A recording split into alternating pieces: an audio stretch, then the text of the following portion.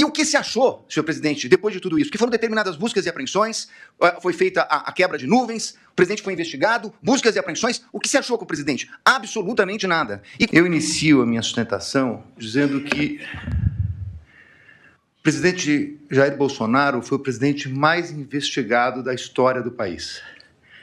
Uma investigação que perdurou por anos, que começa com o objetivo de investigar uma live de 4 de agosto de 2021, em que se autoriza a quebra de uma nuvem do seu ajudante de ordens, Coronel Cid, que hoje é delator, que perdura por meses essa investigação da quebra, com vários objetos diferentes. Num primeiro momento, verificava-se a live,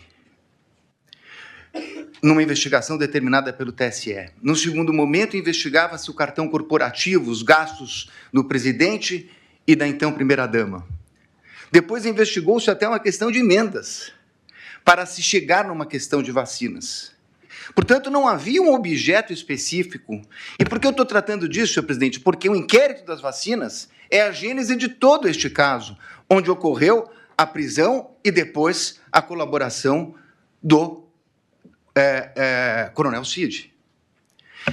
E o que se achou, senhor presidente, depois de tudo isso? Que foram determinadas buscas e apreensões, foi feita a quebra de nuvens, o presidente foi investigado, buscas e apreensões. O que se achou com o presidente? Absolutamente nada. E com todo o respeito e com toda a vênia, ilustre Procurador-Geral da República, eu contesto essa questão do documento achado no do Partido Liberal. Há, inclusive, no meu colega Paulo Bueno, uma ata notarial de que ele enviou para o presidente da República aquele documento. Então, esse documento não foi achado. Com o presidente não se achou absolutamente nada.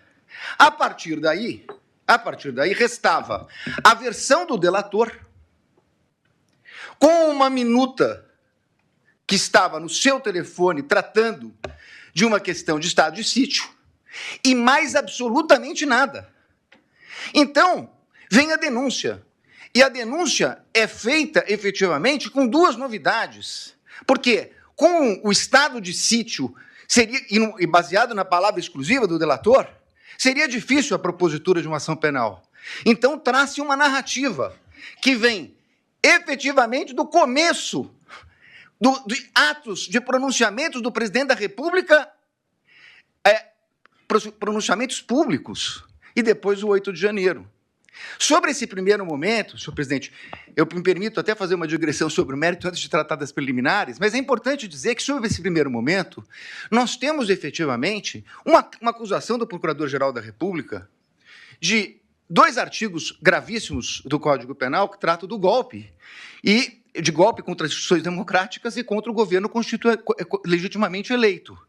Mas um minutinho só, estamos tratando de uma execução que se iniciou em dezembro de 21, tratando do crime do governo legitimamente eleito. Qual era o governo legitimamente eleito? O dele. Então, esse crime é impossível, com todo respeito. Falar-se em execução de crime contra o governo legitimamente eleito, que era o dele. O governo legitimamente eleito veio no final do ano de 22, com as eleições. Então, como se falar em tentativa, em início da execução?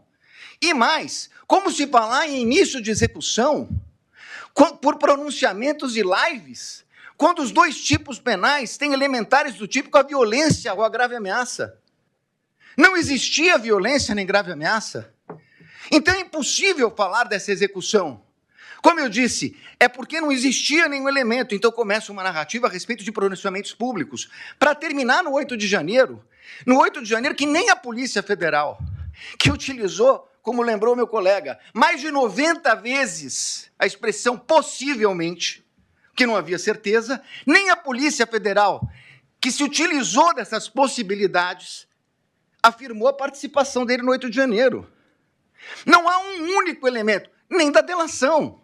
Aí me criticam que eu digo que a delação não vale nada e estou dando... Óbvio, porque nem o delator que o acusou fez qualquer relação dele com o 8 de janeiro. Não há uma única evidência a esse respeito. Portanto, apresentou-se uma denúncia. com essas duas circunstâncias. E eu não tenho tempo, senhor presidente, tenho que falar rapidamente, mas essa denúncia, quando veio, o ilustre Procurador-Geral da República liberou 8 PETs no dia da apresentação da denúncia. Ele foi intimado, meu cliente, um dia depois. O segundo dia já era prazo. 8 petições, 45 mil documentos. Que até agora, senhor presidente, por Deus que está no céu, eu não sei dizer o que tem esses documentos relacionados com a ação penal. Essas 8 petições, eu não consegui verificar sequer relação, são 45 mil documentos. Na verdade, é um quebra-cabeça que foi, na verdade, exposto à defesa. E aí, na sequência, senhor presidente, eu queria tratar de uma preliminar que já meu colega que me antecedeu na tribuna fala da relevância do caso. Não é só a questão da relevância do caso, é a questão da competência. A minha questão principal é que o Supremo Tribunal Federal, na portaria do ministro Barroso, que encaminhou para as turmas das ações originárias, ele faz um destaque a respeito da questão do presidente da República. Então, o presidente da República, se crime houvesse contra o presidente da República, seria julgado pelo pleno do Supremo Tribunal Federal. Ora, se o Supremo Tribunal Federal entendeu agora, num julgamento que foi concluído recentemente, após a apresentação da denúncia, que a competência se prorroga e que os detentores de foro, ainda que deixem suas respectivas funções, passem a ocupar, saiam da prerrogativa de foro, e o delito será julgado pelo Supremo, prorrogando a competência que detivera aqui no momento que ocupava o cargo. Qual era a competência? Era do pleno, porque ele era presidente da República, e chegou a ser investigado como presidente da República. Muito bem. Mas, com base nisso, senhor presidente, o que nós temos nessa denúncia? A prova da defesa, substancialmente, é uma prova negativa. É uma prova negativa. Não fez, não participou, não aderiu, não autorizou. É uma prova negativa.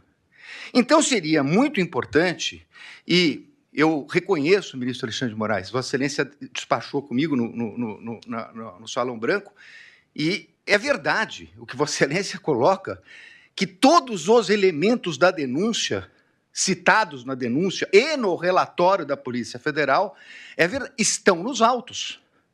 A conversa de Mauro Cid, citada na denúncia, está realmente nos autos. Nós tivemos acesso quando é escrito, quando é por áudio, por áudio. O que não está na denúncia é a completude da mídia. Como disse o meu colega que me antecedeu. Então, senhores ministros, a pergunta é o seguinte: se eu não tenho a mídia completa, nesse momento de preliminares, não seria o caso de a defesa poder suscitar, se fosse o caso, a cadeia de custódia da prova? Mas eu não tenho a completude, eu não tenho os telefones, eu não tenho as mídias. Há uma discussão muito grande a respeito desse plano punhal verde e amarelo.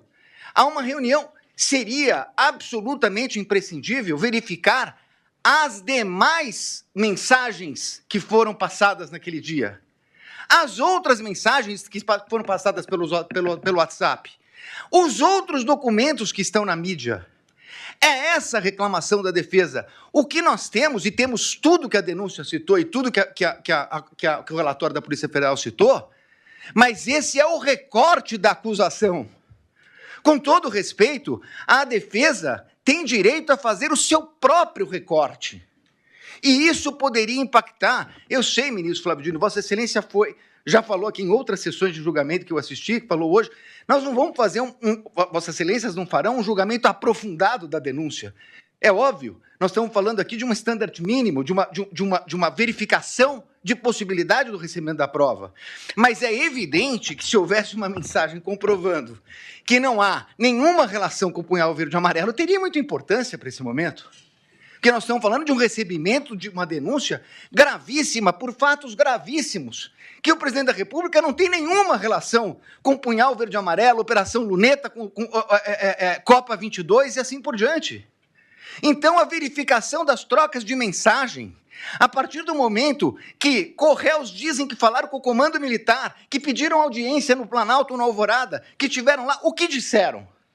Isso não consta. É essa a importância de verificar toda a questão. Me encaminhando para o final, senhor presidente, eu gostaria de tratar a questão da delação premiada. E aqui eu queria tratar de duas questões, que inclusive estão sendo confundidas. Aliás, tudo que fala a defesa na imprensa sai de uma forma um pouco distorcida. O que foi questionado pela defesa, ministro Zanin, é o fato de que o delator rompeu com o acordo quando vazou a delação. E saiu na revista Veja. Diz ele que foi um desabafo. É estranha essa expressão, desabafo, porque no desabafo ele diz que não tinha voluntariedade.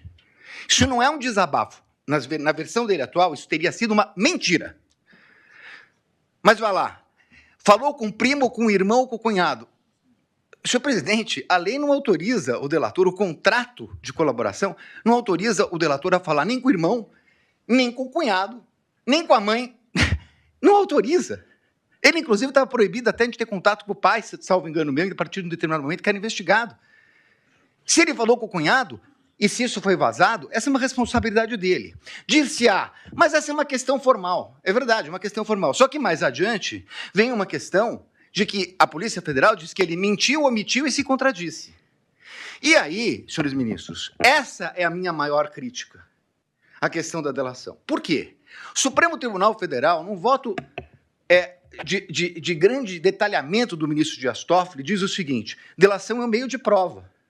O delator conta uma história, as autoridades buscarão as provas de corroboração, e só assim ela poderá ser utilizada. O que aconteceu nesse caso? Ele falou, segundo a Polícia Federal, ele mentiu, omitiu e se contradisse, e então há uma audiência para que ele tivesse oportunidade de se corrigir. Mas aí, com todo respeito, há uma inversão. Porque, na verdade, não é o Estado que foi buscar as palavras de corroboração dele. O Estado foi buscar as provas de corroboração do que ele disse. É o contrário. O Estado trouxe indícios e ele se adequa aos indícios trazidos pelo Estado. É completamente o inverso. Com todo respeito, ministro, é o inverso. O delator tem que falar e o Estado tem que trazer as provas para condenar alguém. O que aconteceu aqui é que ele falou, mentiu, e o Estado tinha indícios, e aí ele se adequa ao Estado. E aí, com todo respeito, vem a denúncia do seguinte, inclusive, o colaborador, nessa versão do colaborador, foi corroborada pela Polícia Federal. Não, desculpe, ele não foi corroborado pela Polícia Federal. É o colaborador que corroborou a versão da Polícia Federal. É exatamente o inverso disso. E numa audiência que se traduziu numa coleta de provas. E essa é a insurgência da defesa. Porque, nesse momento, essa coleta só poderia ser feita, com todo respeito, pelo procurador, pela polícia, e não pelo Poder Judiciário. Então, senhores ministros, para terminar, eu quero dizer o seguinte. Eu entendo a gravidade de tudo o que aconteceu no 8 de janeiro. Mas não é possível que se queira imputar a responsabilidade ao presidente da República, o colocando como líder de uma organização criminosa, quando ele não participou dessa questão do 8 de janeiro. Pelo contrário, ele a repudiou.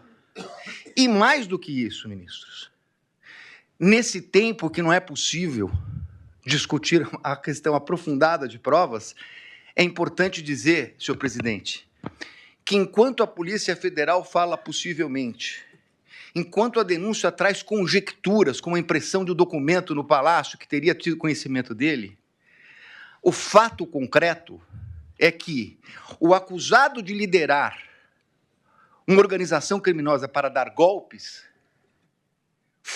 socorreu o ministro da Defesa, nomeado pelo presidente Lula, porque o comando militar não o atendia. Foi o presidente que determinou a transição. Foi o presidente que determinou que eles atendessem o ministro da Defesa que assumiu em 1º de janeiro. Portanto, encerrando, ministro, não é possível que se queira dizer que é compatível com uma tentativa de golpe, com o uso do comando militar, quando o presidente da República autoriza a transmissão do poderio limitar no começo de dezembro. No começo de dezembro, antes da data do dia 15, antes da data do dia 11.